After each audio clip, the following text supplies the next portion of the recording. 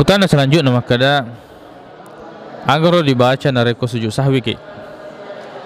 Ya, dalil-dalil yang menerangkan hadis yang disandarkan kepada Nabi sallallahu alaihi wasallam tentang bacaan sujud sahwi, di antaranya misalnya maka bismillahirrahmanirrahim la yanamu wa la yashu, maka dan sahabat sanda Allah taala ya dengan kana tindro maka tidak pernah lupa. Ya, dan hadis-hadis atau riwayat-riwayat yang lain itu semuanya dhaif, tidak sahih penyandarannya kepada Nabi sallallahu alaihi wasallam.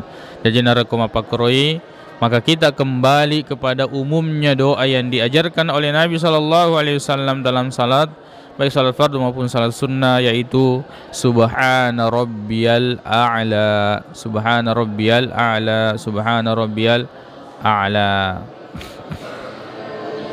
Ya, wallahu taala a'la wa a'lam.